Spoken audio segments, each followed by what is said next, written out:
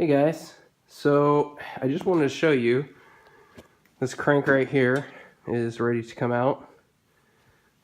This is already loosened up.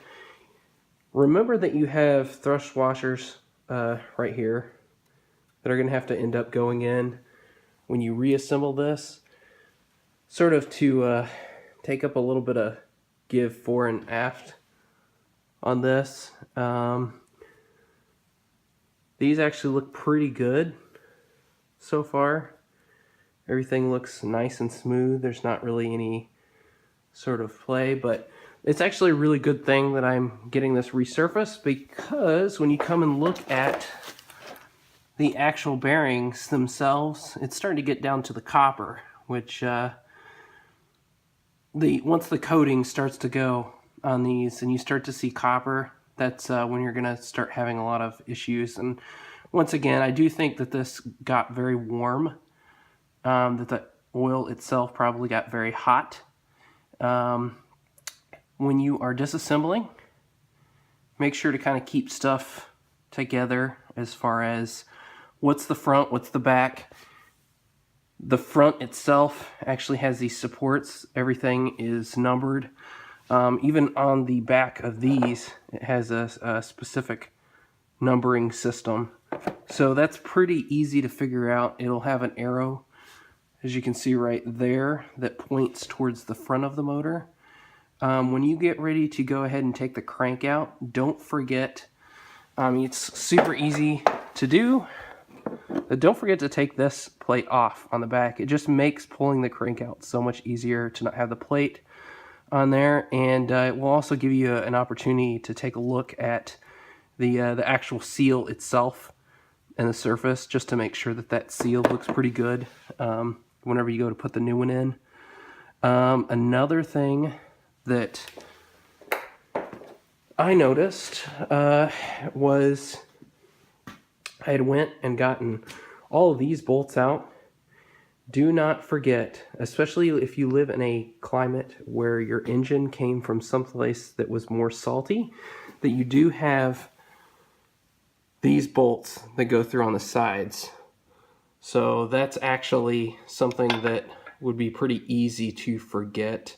And from there, it's just a lot of tapping with a hammer, not hard, just slight tapping here and there and wiggling the blocks back and forth.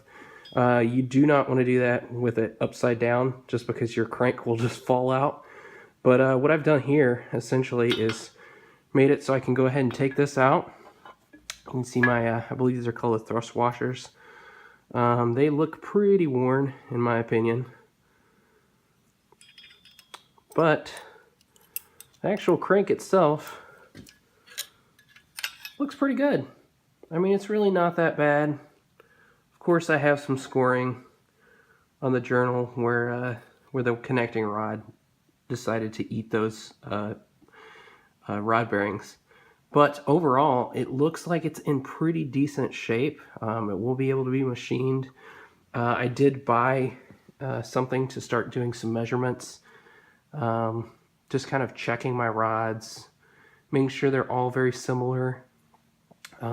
That this one specifically was not worn too much. I'm going to have to actually look at the factory specifications to just sort of get an idea on what it says about that. But I think that I'm within close enough range that that should not be much of an issue. That said though, I mean, once you get that out, it's just pretty simple to end up pulling this thing out.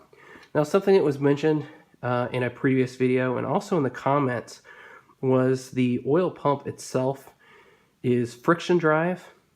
So I have the keys turned up right here so that you can see them, and you'll see this big space right here. This one is for your crank pulley. This one is for your timing chain. But this area right in here is actually where the oil pump sprocket sits. That's right, it's not keyed.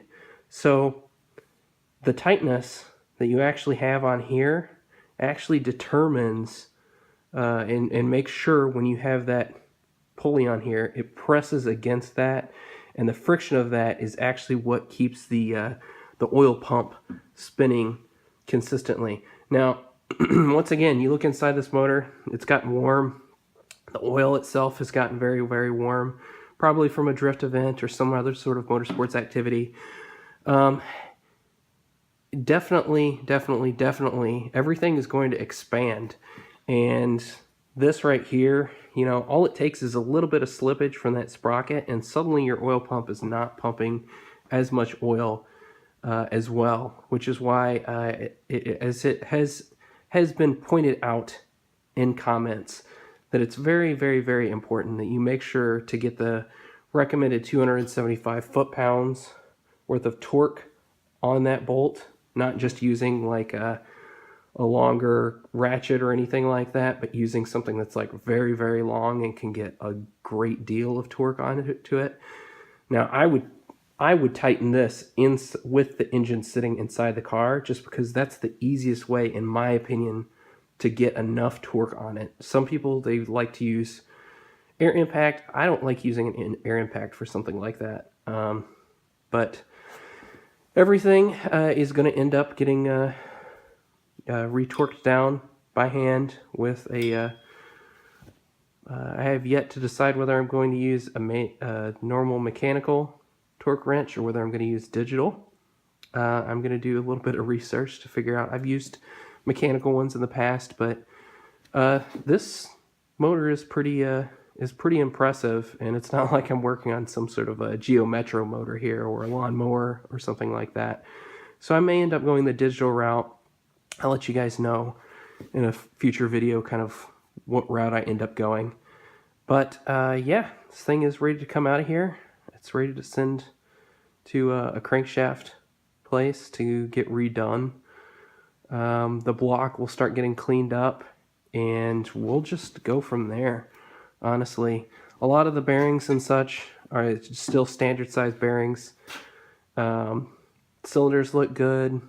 Everything just looks really good, and I'm interested to see kind of where this project ends up going. Now, once again, this is just a spare motor. This is not that motor. Everything's fine inside the actual car, but I just wanted to go through this process because there's a lot of information floating around on the internet about the VH45. It's not really in one location. It's spread out. Some of it was lost with losing VHNissans.com, which now redirects you to Loge, which does great LS swap parts. But pretty much anybody who is interested in a VH45 swap or some of the more unusual V8s lost a great deal of information. So I'm hoping that this series sort of helps you guys out. I'm sure I will make mistakes along the way.